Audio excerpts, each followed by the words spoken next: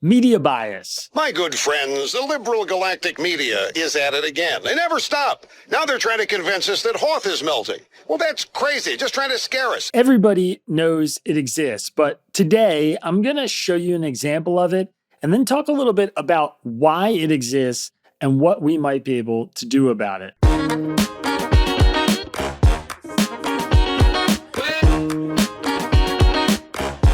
Hey everybody, I'm Isaac Saul and welcome to the Tangle YouTube channel. Today we are going to break down media bias. I'm going to show you a very recent example of how that media bias sometimes shows itself in the press. And then I'm going to talk a little bit about why I think this happens and a little bit of what we can do to stop it. Last week, Republicans in the House passed the National Defense Authorization Act, an $886 billion military spending bill. We covered it in the Tangle newsletter. In order to show you exactly how media bias works, I want to compare two different news outlets and how they covered this event, the exact same event. One is going to be the New York Times, and the other one is going to be the Wall Street Journal. First, let's start with the New York Times. Republicans on Friday rammed through the House a deeply partisan defense bill that would limit abortion access, transgender care, and diversity training for military personnel, setting up a showdown with the Senate. The coming fight could imperil crucial annual measures to provide a pay raise for troops, set defense policy to counter U.S. adversaries, and sustain Pentagon programs at a time of rising threats. The House passed the measure on a vote of 219 to 210, with nearly unanimous Republican support, a significant victory for the far-right faction that forced a reluctant Speaker Kevin McCarthy to open the bill to an array of social policy prescriptions by threatening to block it if they did not get their way. But the move left the fate of the measure deeply in doubt, advancing a bill that has little chance of passing the Democratic-controlled Senate and raising questions about whether a compromise can be reached that could be enacted into law this fall. All right, so that is how the New York Times covered it, and if you're reading closely or listening closely, you can probably hear a little bit of the New York Times tilt in that opening. Here's how the Wall Street Journal covered the exact same event. The Republican-controlled House narrowly passed an $886 billion defense policy bill loaded with measures restricting abortion access, transgender healthcare, and diversity efforts in the military, as House Speaker Kevin McCarthy kept his party largely united amid strong Democratic opposition. The vote was 219 to 210, with just 4 Republicans and 4 Democrats crossing party lines. The Senate is working to pass its own version, and then lawmakers will work behind closed doors to come up with a compromise that must clear both chambers before heading to President Biden's desk for his signature. The National Defense Authorization Act for fiscal year 2024 would authorize a 5.2% pay raise for troops and funding for new barracks, combat ships, and drones, create a special National Guard, and establish a new Special Inspector General for Ukraine security assistance to oversee audits of all U.S. aid provided to Ukraine. Now, it should not be hard to spot the differences in those two introductions. In the New York Times, this bill is rammed through, deeply partisan. It involves rising threats and the far right. In the Wall Street Journal, it's a narrowly passed bill involving largely united Republicans and Democratic opposition that raises pay for troops and establishes new funding. One version of this story evokes division, fear, and doubt. The other evokes unity, progress, and creation. And it's not just the opening paragraphs either, it's the entire story. In fact, in the next paragraphs, the differences become even more egregious. Here's how the New York Times picks up the story. Some Republicans, particularly those in competitive districts, could also pay a political price for embracing legislation that would restrict the rights of women and transgender people and downplay problems of racism in the military. Democrats were already attacking them for having done so, highlighting the measure as a prime example of their argument that the Republican Party is extreme and out of step with the values of mainstream voters. Now, here is the Wall Street Journal. The vote marked a victory for the hardline House Freedom Caucus, whose members hailed it as their latest success in shifting the House rightward. The passage also notched a win for McCarthy, who held his own rowdy conference together, by appeasing conservatives and striking side deals with individual lawmakers, an approach that will be tested again later this year when the NDAA is finalized. Republican leaders said the adoption of the GOP amendments on polarizing issues, many of them championed by members of the Freedom Caucus, would keep the military focused on protecting the country rather than what they see as progressive social policy distractions. To recap, in the New York Times, Republicans are extreme, out of step with the values of mainstream voters, restricting the rights of women and transgender people, and downplaying racism. In the Wall Street Journal, the amendments come from the hardline wing. The bill's passage is a victory, the latest success, a conference together. The military is focused, protecting the country and fighting progressive social policy distractions. These are not opinion pieces. These are two news articles meant to inform readers. And I didn't just pick these two to make a point. I chose the most recent story we covered in our newsletter for this video, and I've done this exercise before. The results are always consistent. Unfortunately, though, it appears this problem might be getting worse. There are a few reasons why media bias like this happens. I want you to imagine for a moment a person, a reporter, showing up at the scene of a story. Imagine that person looks around with all their own biases, trying to understand what happens. Then that reporter writes their story down. They take it back to an editor. That editor has all of their own biases and makes little tweaks and changes in the story, and then tells the reporter it's time to get some sources involved. So the reporter has to think about who they can call for quotes or advice on what just happened. The reporter opens their Rolodex of email addresses and cell phone numbers for people they can contact for a story like this. But when that happens, an interesting dynamic arises. Oftentimes, those reporters are contacting people who share the biases that they also hold. For instance, in the New York Times, the first quote in a story is often a Democratic representative of Congress,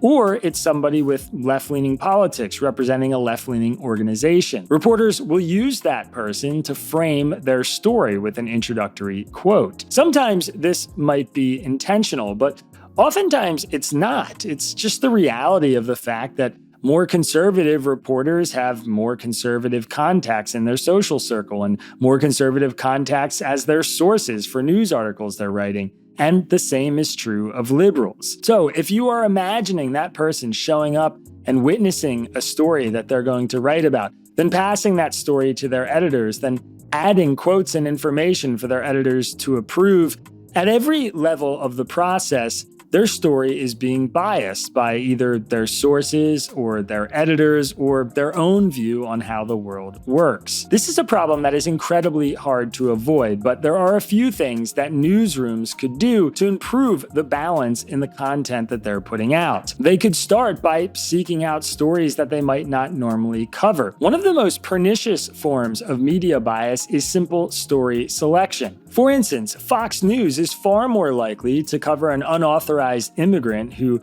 got a DUI or perhaps killed somebody while drunk driving than they are to cover an unauthorized immigrant going to college or starting a new business. The reverse can be said for outlets like the Huffington Post. One way that media outlets might consider addressing this bias is looking at their competitors, people who are known to hold a different ideological tilt than they are, and trying to cover the stories that they're covering. That is a simple, low-hanging fruit way that more editors and news producers could expose their audiences to content that they're not used to seeing. But it goes beyond just story selection. There's also hiring bias. Consider for a moment that today, in America's current political dynamic, one of the easiest ways to predict how somebody will vote is understanding what level of education they've received. In our country, someone who is quote-unquote highly educated with a 4-year bachelor's degree or a graduate degree is far more likely to vote for a Democrat than somebody who is not. The result of that is that many people who go through college and graduate or go get graduate degrees end up having left-of-center political views. Of course, in order to become a journalist, one of the things you often need is a college education, whether it's a 4-year college degree or a graduate degree. The result is exactly what you would expect. In 2020, the Washington Post surveyed 13,000 journalists. Of the ones who responded, 78% admitted that they had some kind of ideological tilt. And of those, 8 in 10 said that they were liberals or Democrats. Now, that on its own is not a huge issue. For different reasons, the story is a little bit more complicated. For instance, a liberal journalist might actually be harder on Democratic politicians because they expect more out of them, or they want them to be better politicians than what they're being. Still, though, the fundamental issue here is that most people who work in journalism have a left of center or liberal worldview and political orientation. And when you have a newsroom full of those people, it impacts your work. It creates blind spots. It makes it so that the stories you're covering might only be interesting or compelling, or the kinds of stories that affirm the views of a liberal audience. Which brings us to the next problem, and that is what I call bad incentives. All right, before we jump in with our bad incentives section, just a quick reminder, if you are enjoying this channel or you want to support our work, please consider liking this video, sharing it with friends,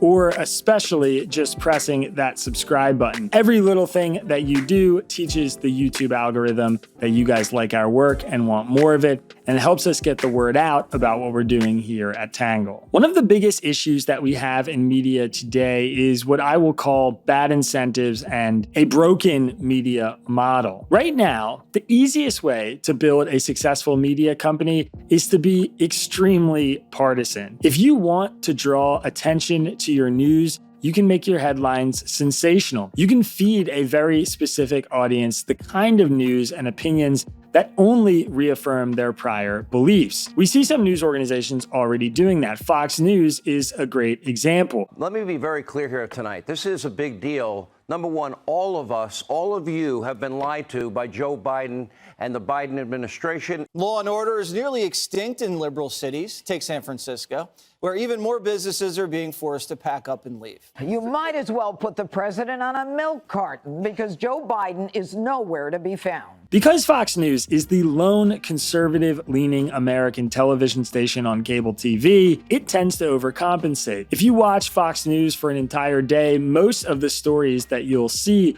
are stories that would reaffirm the prior beliefs of your typical conservative American. Unfortunately, the result of this can be quite dangerous, not just because people's views get radicalized, but because people become so entrenched in their views that when they encounter things that challenge them later on, it makes them so uncomfortable they have a hard time breaking free. And it's not just Fox News. Plenty of traditional media outlets do this as well, as do many of the left-leaning news outlets that have proliferated online in the last few decades. This is not an easy problem to solve, but one of the best ways that people can do it is by reducing their reliance on advertisers. Here at Tangle, we did something in the beginning of our existence that helped us get to the place we are today. We offered much of our content for free and relied instead on subscriptions and donations. The result is that we are not incentivized to drive page views and traffic to our content, so we don't have incentives to make it extremely viral or sensational,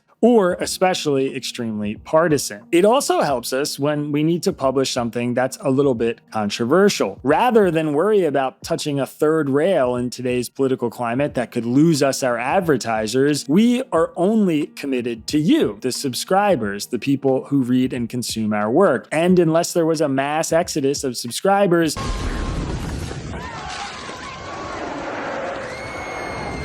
we know it's relatively safe to publish anything that we feel is worth covering. Not being afraid of that mass exodus brings us to my final point, which is you and your role in this entire paradigm. As I showed you at the top, media bias is real, and some of our best news outlets can't help themselves but participate in it. We know that this bias can manifest in things like the stories that media outlets choose to cover. We know that this bias in story selection can be the result of hiring bias, the people who are in these newsrooms, the reporters who are actually on the ground, and the editors who are influencing their work. And finally, we know that there are bad incentives. Because of today's business model for many media outlets, there are incentives to drive traffic and get exposure to advertisers, which means creating more sensational and more partisan content. But all of this actually has a little bit to do with you, the consumer, the audience. If you choose not to click on that sensational headline, if you choose to devote yourself to news outlets that are doing more fair and balanced work, truly fair and balanced work, you can send the message to media executives that this is no longer a profitable model, that creating partisan content that just tells one side of the story and reaffirms people's beliefs, that choosing to cover certain stories while ignoring the ones that might matter to the other half of the country is unacceptable, that doing all these things with a newsroom full of people who have the same political ideology is no longer acceptable. You have the power to do that. And I'm not here just to promote Tangle, though I do think if you want some news like that, you can subscribe to this channel and, of course, read our newsletter. I mean, to think about every click that you take on the internet as a vote with your dollar, every subscription that you buy as a vote with your dollar, every 10 minutes you spend watching a news channel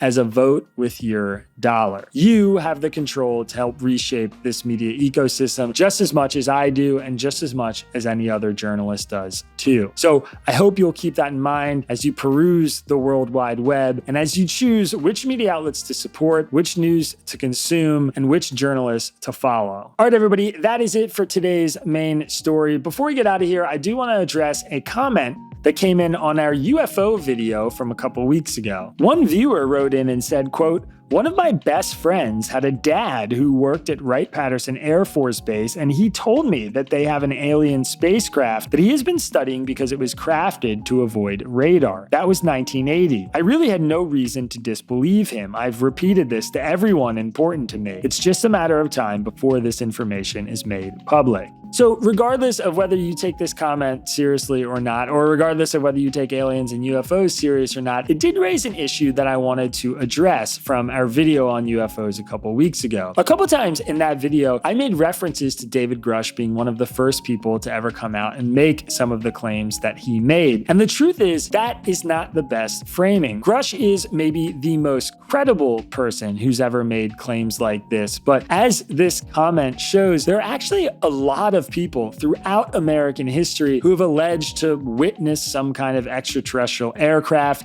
or some extraterrestrial being. Now, I'm not saying that I believe all of those people. I'm sure many of them, in fact, are not telling the truth. But the reality is there are a lot of claims out there that are worth spending time at least trying to verify and seeing if they are true. And in some of our coverage, I think we maybe downplayed or missed that issue a little bit. This commenter wasn't one of those persons making a criticism of the video, but there were a lot of emails and comments about that, and I wanted to make sure you know they were well received and well taken. All right, that probably closes the book on our alien coverage, at least for a little bit until the next chance I get to do it. And that is it for today's video. Before you guys get out of here, don't forget, press that subscribe button, leave a comment about media bias or ask a question. Let me know what you think, and be sure to like this video and share it with some friends and family. We'll be right back here next week. Have a good one. Peace.